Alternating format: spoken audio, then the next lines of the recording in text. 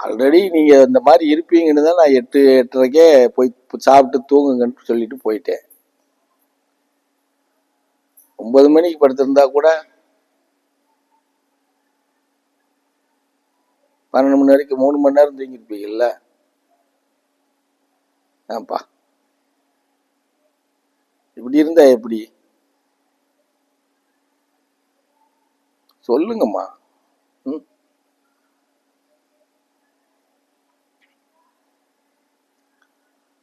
அது எப்படி நம்மளை மீறி தூக்கம் எப்படி வருதுன்னு எனக்கு தெரியல உங்களுக்கு.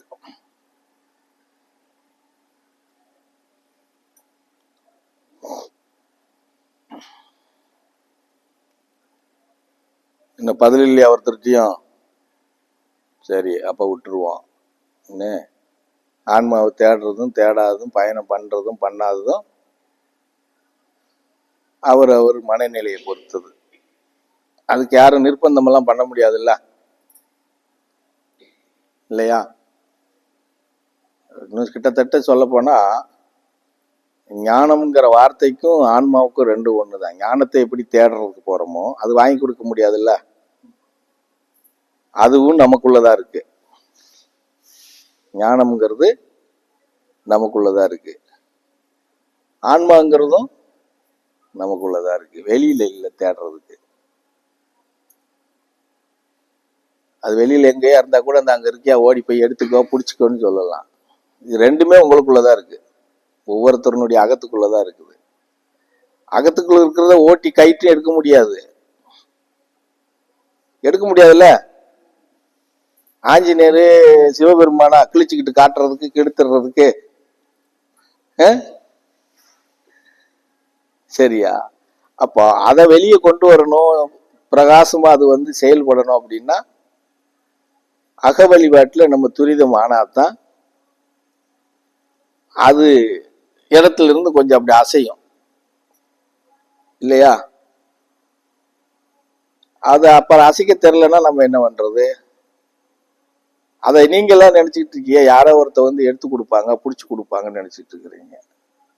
அதெல்லாம் யாரும் பிடிச்சும் கொடுக்க மாட்டாங்க, எடுத்தும் கொடுக்க மாட்டாங்க. அவங்க தான் தேடி எங்க இருக்குன்னு பார்த்து தட்டி உசுப்பணும். அது எடுக்கிற விஷயம் உசுப்புற வேலை தானே. அப்ப அதுக்கு யாரு என்ன செய்யறது? வழிமுறை தான் இப்படி கண்ணு காட்டி கொடுக்க முடியும். உங்களுக்குள்ள இருக்கிற ஆன்மாவை நீங்க தானே தட்டி எழுப்பணும். இன்னொருத்தர் தட்டி எழுப்ப முடியுமா? சொல்லுங்க சாமியா, வாயிலிருந்து சொல்லுங்க. சும்மா இன்னொருத்தர் தட்டி எழுப்ப முடியுமா? நிறைய வழிமுறைகளை சொல்லி கொடுக்குறோம். அது சித்தாந்த ரீதியில சித்தர்கள் நிலைப்பாட்டுல என்ன அடிப்படையில போகலாம்னு கூட சொல்லி கொடுக்குறோம். கேக்குறீங்க, கேட்டு முடிச்சுட்டு போயிட்டீங்கன்னா மறந்துடுறீங்க. அப்புறம் பழனி மாணவனுக்கு நின்றுட்டு ஒரு கதை வேற பேசும். எல்லா பிள்ளைகளும் உங்க பிள்ளைங்க தானே, எல்லாம் நீங்க தானே பாத்துக்கணும் அப்படின்னா பாத்துக்கிருவோம் நாங்க. எப்படி பாத்துக்கிறதுல ஒரு கஷ்டம் ஒண்ணும் கிடையாது. இல்ல,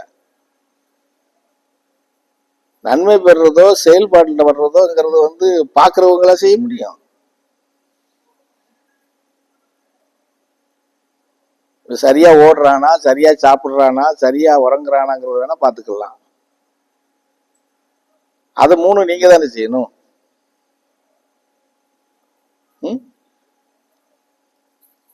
இல்ல அது இந்த மாதிரி பரதேசி செஞ்சிடலாமா? சொல்லுங்க. அதுவும் செஞ்சிடலாம்னு சொன்னா அடுத்து நான் ஒரு கேள்வி கேட்பேன். எல்லாரும் சத்திய பிரமாணம் பண்ணணும். கற்பூரம் இருக்கா? ஆமா, எல்லாரும் அடிச்சு சத்திய பிரமாணம் பண்ணிட்டு போயிருங்க.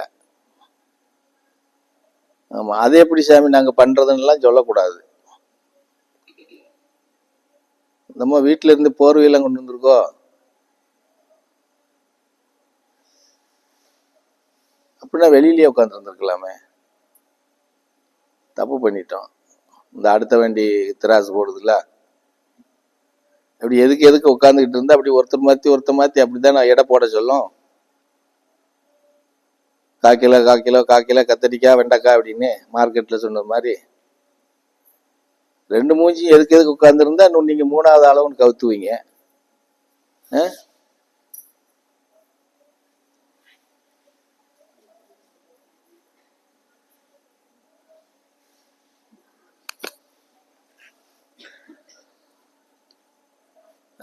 கொஞ்ச நேரம் பார்ப்பேன், நான் வாங்கட்டு நான் ஏஞ்சி போயிடுவேன் தூங்குறதுக்கு. அவ்வளோ, வேற என்ன?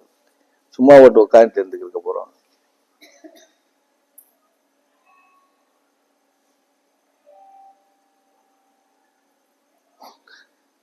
அதுக்குள்ள என்னத்தை மறந்துட்டேனே. எனக்கு இப்ப மறதி நிறைய வருது. எதுலயே விட்டுட்டேன்ல. எதுலமா விட்டேன்?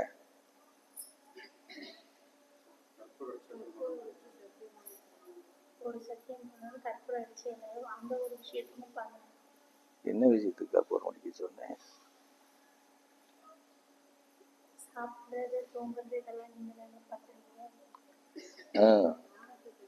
ஆமா, அதுவும் நான் செய்யறது மாதிரி இருந்தா ஒட்டுமொத்த விஷயத்தையும் என்கிட்ட விட்டுட்டு நீங்க சத்தியம் பண்ணி கொடுத்துட்டு போயிடணும். ஆமா,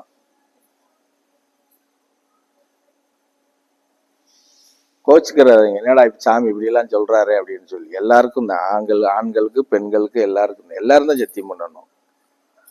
ஆமா, இப்ப முத்து இருக்கான்னா, சாமி இனிமே நான் என் புள்ள பொண்டாட்டி, என் புள்ள புருஷன் மாமியா எதுவும் நான் பார்க்க மாட்டேன் சாமி, எல்லாம் உங்கள்கிட்டயே விட்டுறேன் சாமின்னு அவ சத்தியம் பண்ணி கொடுக்கணும்.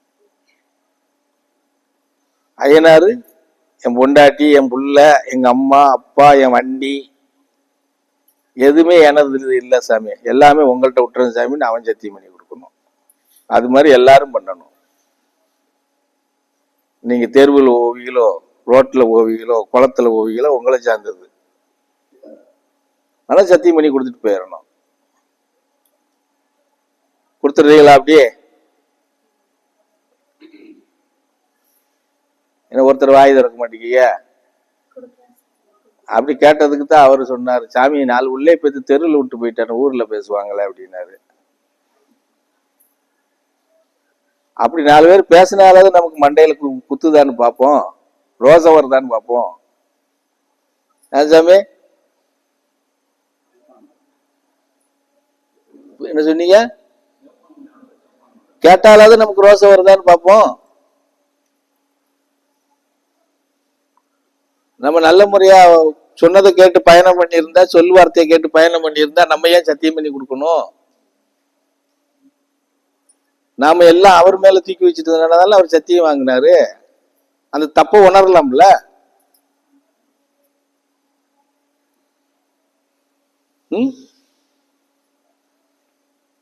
உங்களுக்குள்ள இருக்கிற விஷயத்தை நீங்க ஏதாவது உணர்றீங்களா? இது சரியா தப்பான்னு ஒரு பரிசீலனை பண்றீங்களா அப்படின்னு யாராவது நீங்க யோசிச்சு பாருங்க. ஒரு கணவன் மனைவி, மனைவி கணவன், இந்த விஷயம் சரிதானா? இன்னைக்கு நிலைமைக்கு இது சரியா இருக்கும்? ஒரு மனைவி பிடிவாதம் பண்றா, கட்டாயப்படுத்தி நம்மளை பயணம் பண்ண வைக்கிறா, ஒரு பிடிவாதத்துல நம்மளை ஒரு திசையில திருப்பி தள்ளி கொண்டு போய் விடுறாங்க அப்படின்னு தெரிஞ்சா ஒரு ஆண்மகன் என்ன சிந்திக்கணும்?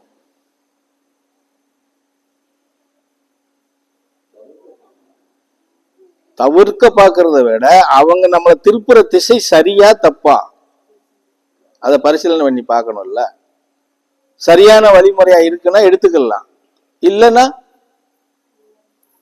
அதை தவிர்த்துடலாம். தவிர்த்துட்டு இல்லாம அதெல்லாம் அப்படியெல்லாம் சரிப்பட்டு வராது அப்படின்னு தவிர்த்துட்டு நம்ம எப்பவும் பண்ற வேலையோ லயனோ ஏதோ நம்ம பிடிச்சு போகணும். அதே மாதிரி ஆண்மகன்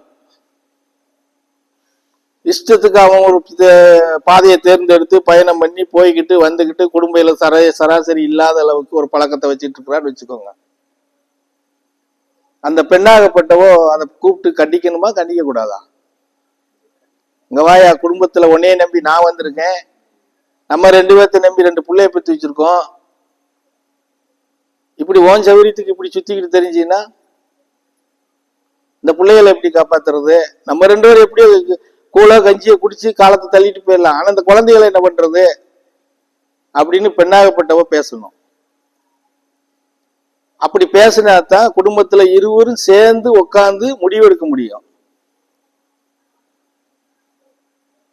என்ன சொன்னாலும் இப்ப நீங்க ஒரு பதில் சொல்லுவீங்க, அவங்க என்ன சொன்னாலும் திருந்த மாட்டாங்க சாமி.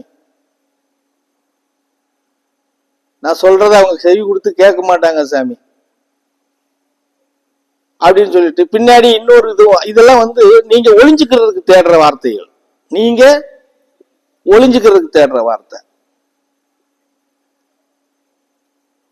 என்ன செய்ய சாமி, அப்படியே பழகி போச்சு.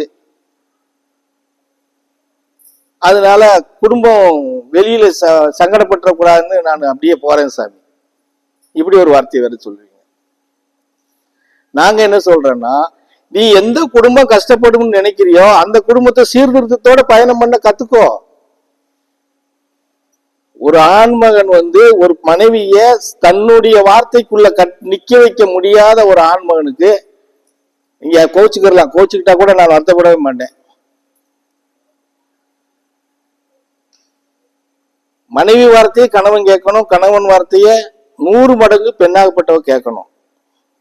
ஏன்னா மனைவி மனைவியா நடந்துக்கிறணும், கணவன் கணவனா நடந்துக்கிறணும்.